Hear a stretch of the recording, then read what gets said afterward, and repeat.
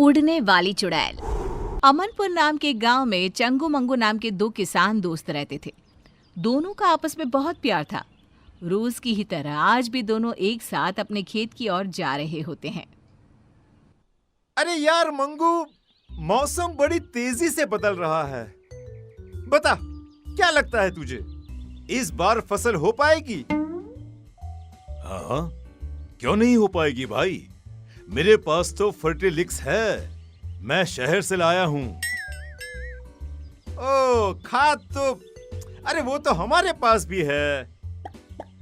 सब गुड़ गोबर कर देता है तू, ये शहर में मिलता है। अरे तू कहाँ से पाएगा, बहुत महंगा मिलता है ये। दिखा दी ना अपनी औकात। मंगू, आखिर हमारे बीच पैसा आ ही गया। अरे नहीं चाहिए मुझे तेरे जैसा दोस्त जो हमेशा मुझे नीचा दिखाना चाहता है। अरे चंगू, पर मैंने कब तुझे नीचा दिखाया? अरे मैं तो सच्चाई कह रहा हूँ। गांव के बीचों बीच दोनों बुरी तरह लड़ पड़ते हैं। कुछ ही देर में बोला चाली हाथापाई में बदल जाती है।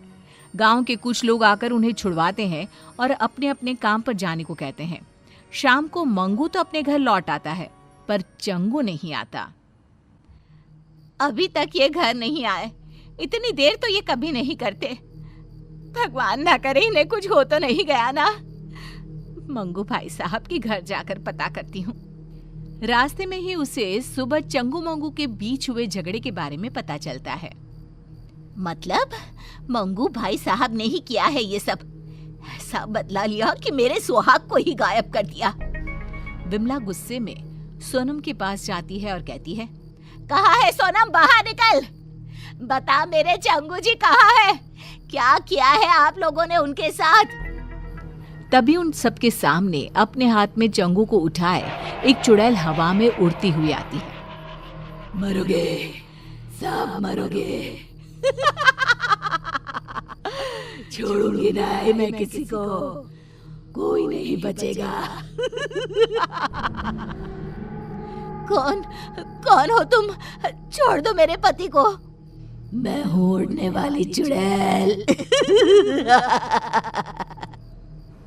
सबकी आंखों के सामने वो चुड़ैल चंगू को उड़ाकर ले जाती है। बचाओ, बचाओ!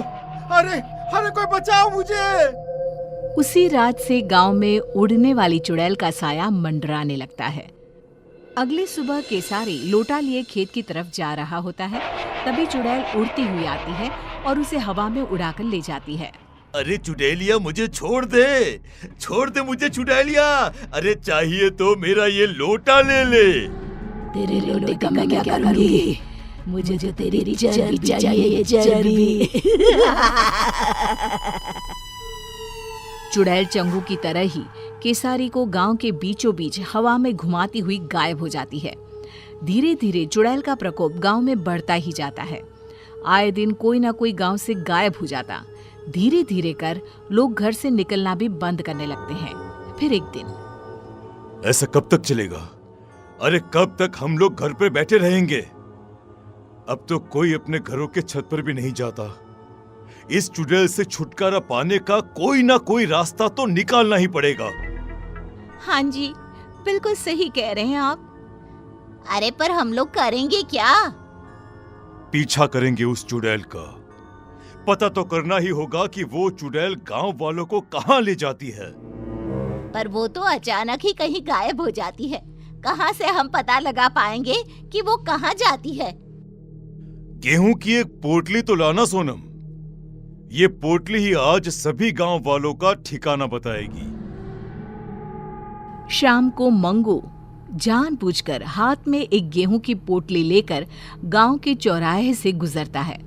उसे देखते ही चुड़ैल उसे उठा ले जाती है। फंस ही गया, चुड़ैल के जाल में फंस गया।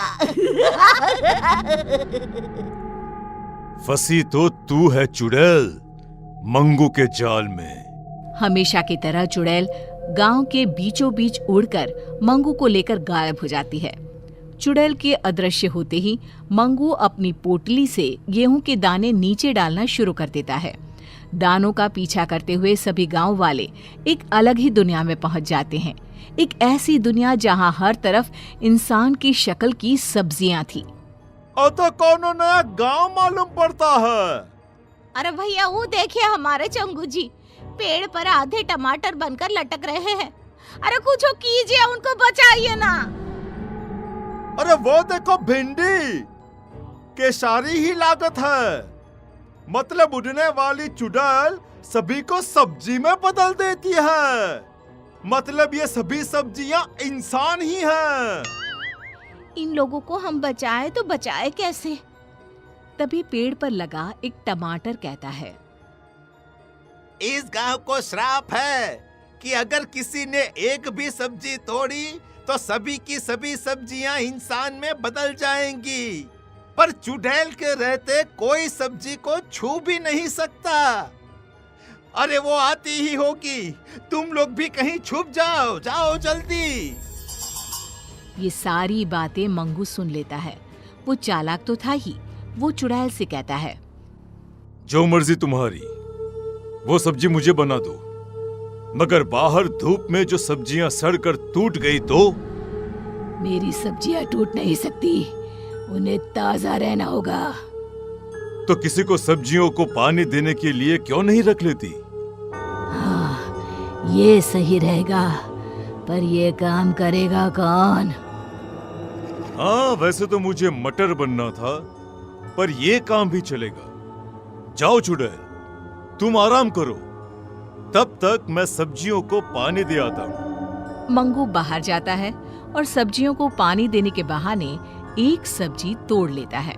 जैसे ही वो सब्जी तोड़ता है, जादुई नगरी खत्म हो जाती है। सभी सब्जियां इंसानों में बदल जाती है। तभी वहां भागती हुई एक खूबसूरत लड़की आती है। मैं एक श्रापित राजकुमारी थी।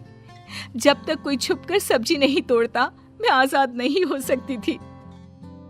तो मुझे बताओ, तुमने कभी किसी को सब्जी तोड़ने क्यों नहीं दी? ये श्राप था ही ऐसा। मुझे सभी को सब्जी तोड़ने से रोकना था। बाकी मुझे कुछ भी याद नहीं था। श्राप ने मेरी बुद्धि ले ली थी। पर आज जब मंगू ने हिम्मत दिखाई और सब्जी तोड़ी, तो सभी के साथ मैं भी मुक्त हो गई।